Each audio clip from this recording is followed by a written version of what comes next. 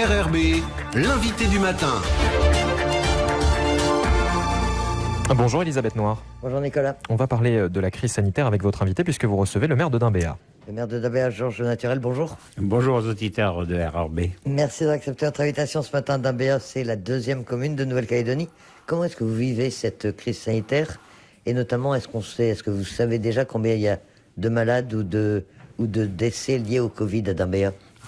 Alors, écoutez, cette crise sanitaire, elle est particulière. On en a vécu déjà deux, c'est la troisième, sauf qu'aujourd'hui, le virus circule. Et malheureusement, et là, ça fait partie vraiment des sujets très sensibles qu'on a à gérer lors de cette crise. Ce sont les décès. Et à Dimbéa, on en est à 8 décès, effectivement, parmi la population. Donc c'est en tout cas une attention particulière qu'on avait anticipée. Ça a des conséquences sociales, bien sûr, et puis la gestion du décès dans cette période est très particulière. Oui, puisque d'autant plus que donc le Medipôle est installé sur votre commune, ça vous crée des avantages, entre guillemets, ou des contraintes supplémentaires d'avoir cette infrastructure chez vous? D'autant plus que vous êtes le vice-président du conseil d'administration du Medipôle. Oui, je suis aussi vice-président du conseil d'administration. Effectivement, le déménagement de l'hôpital à Dimbéa a apporté des conséquences, par exemple, au niveau de la gestion de l'état civil, d'une manière générale, hein. Et là, en l'occurrence, dans cette période particulière, effectivement, la gestion des décès qui se font au Medipôle, de manière administrative, se font tous à l'état civil de Dimbéa. Donc c'est une augmentation de l'activité du service qui est importante. On s'était préparé à le faire, mais en tout cas, et on l'a vu encore cette semaine, il faut effectivement gérer la partie administrative, mais aussi voir avec les communes d'où viennent les résidents pour effectivement faire en sorte que les corps soient inhumés au plus près de chez eux. Vous-même, vous êtes rendu sur place dans ces services, vous avez vu un peu comment travaillait le personnel soignant, vous avez vu toute la lourdeur de cette crise sanitaire, de cette épidémie? Effectivement, j'étais avec les membres du gouvernement dimanche pour soutenir l'équipe médicale. On était encore hier en conseil d'administration pour aborder l'organisation d'une manière générale sur le territoire et les transformations au niveau de l'organisation, au niveau du Medipôle. Aujourd'hui, il y a que 4 services qui sont Covid-free, on va dire, au Medipôle. Le personnel est depuis 3 semaines est au front et essaye de faire au mieux. Et effectivement, l'arrivée dès aujourd'hui d'une partie du personnel de la réserve sanitaire au Medipôle va soulager fortement le fonctionnement au niveau du Medipôle. On a vraiment besoin de ce personnel supplémentaire. Les soignants, les médecins, les infirmières ont été insuffisants en Nouvelle-Calédonie. Effectivement, on l'a dit depuis le début. On a essayé de créer des lits supplémentaires. C'est comme ça que le centre de vaccination a été fermé pour ouvrir une vingtaine de lits. Qu'aujourd'hui, on en est à près de 60 places en réanimation, alors qu'on en avait qu'une vingtaine en temps normal. Il faut du personnel pour faire fonctionner toutes ces fonctions. On le sait très bien, puisque c'était déjà un sujet qu'on avait abordé il y a quelques mois. On avait alerté tout le monde sur le fait du manque de personnel qu'on avait au Medipôle. Donc l'arrivée de la réserve sanitaire était quelque chose d'essentiel pour pouvoir tenir dans le temps, parce qu'on n'est pas encore, on a encore quelques semaines à avoir à gérer cette crise sanitaire. Vous faisiez allusion au centre de vaccination. Quel est le taux de vaccination à Dimbéa? Est-ce que la population globalement a répondu aux appels ou non? Alors c'est difficile à voir parce que ce sont des données qu'on n'a pas, et mes collègues en général des communes le demandent. Donc on essaie d'avoir des informations parce que c'est notre rôle d'essayer d'inciter nos populations à se faire vacciner, parce que ça fait partie d'un des éléments essentiels pour gérer la crise après le confinement et le couvre-feu. Et moi, je crois qu'on est dans la moyenne normale, mais on a des populations sensibles qu'on doit accompagner pour leur faire comprendre que la vaccination est quelque chose d'essentiel aujourd'hui si on veut éviter un désastre au niveau des décès en Nouvelle-Calédonie. Pourtant, il n'y a pas eu de vaccinodrome, à ma connaissance, encore à Dimbéa. Il y en a un prévu le 2 octobre.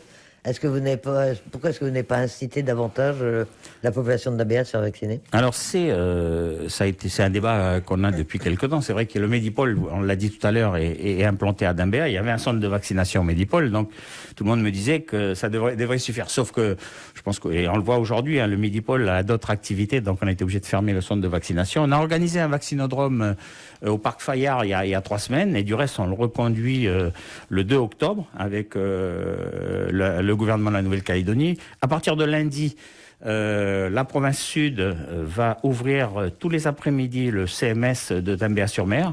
Donc le travail qui nous reste à faire, et en tout cas ça fait partie des réunions que j'ai organisées hier et on va en reconduire une aujourd'hui, c'est inciter les populations à venir se faire vacciner. Donc c'est un travail de proximité, de terrain. Et je pense que à l'avenir, en tout cas, ça fait partie d'une des stratégies qu'on doit mettre en place, c'est qu'il faudra avoir des vaccinations de proximité, telles que ça se fait, par exemple, en tribu aux îles Loyauté. Quelles sont les dispositions sur un plan pratique très concret que vous avez prises dans la commune pour passer cette période de confinement strict? Quels sont les services qui peuvent encore fonctionner? Est-ce que ça a été facile à mettre en œuvre, là aussi, peut-être, du fait des 2 premiers confinements? Effectivement, on avait une organisation qui avait été déjà éprouvée les 2 premières fois. Donc, on l'a continué, c'est-à-dire qu'aujourd'hui, tous les services sont concentrés à l'hôtel de ville.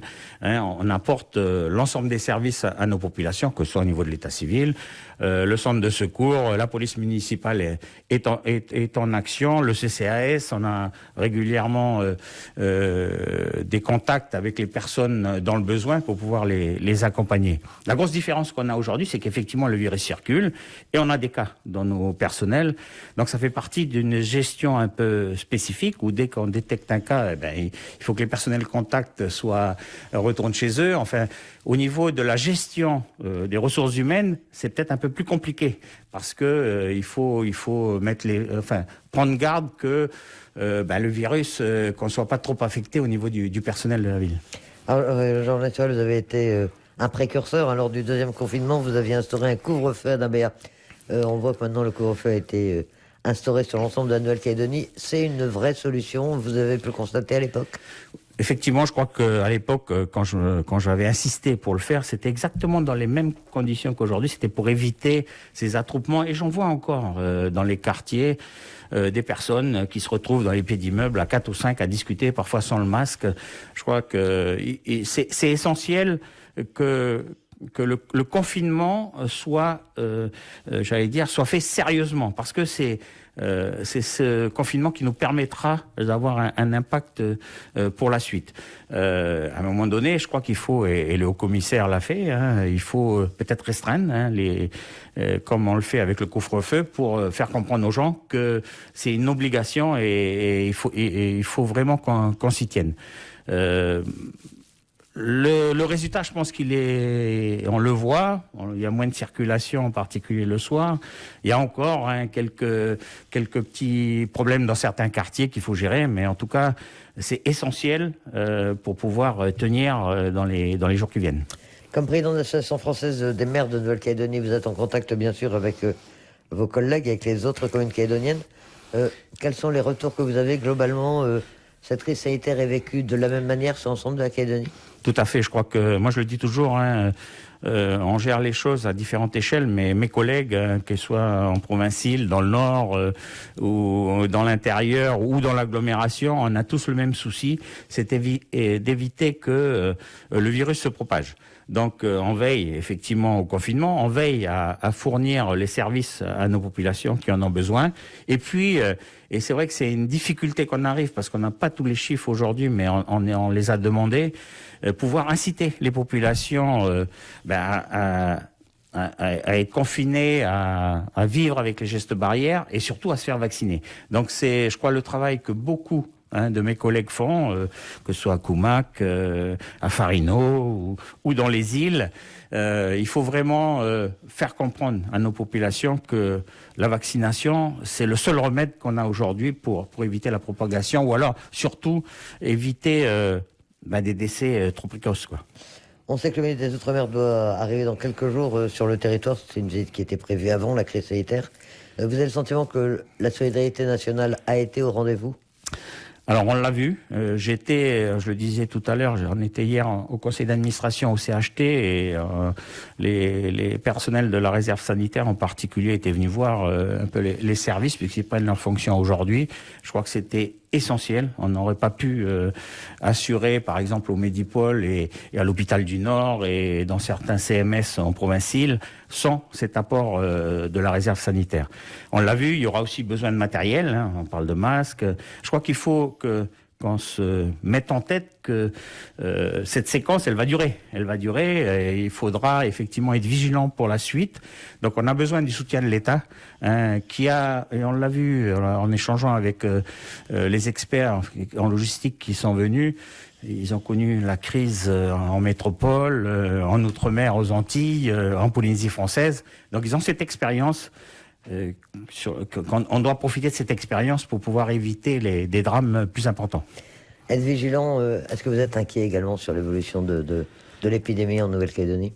Oui, je crois qu'il faut pas prendre ça à la légère. Je veux dire, on a des populations et on l'a vu encore au Medipôle dimanche. On attend trop le dernier moment pour venir se faire soigner en général, mais en tout cas c'est le cas avec ce virus qui est fulgurant. Donc il faut pas hésiter, et c'est un appel que je lance aussi en plus de la vaccination, à consulter son médecin traitant, pas attendre que les choses s'aggravent parce que après c'est trop tard. Je veux dire, on arrive au Medipôle, on est en réanimation, mais c'est trop tard et c'est difficile un petit peu à gérer. Donc, soyez vigilants, n'hésitez pas à consulter votre médecin et surtout, faites l'effort de venir vous faire vacciner. Georges Naturel, maire de Dambéa, merci d'accepter notre invitation ce matin. Merci.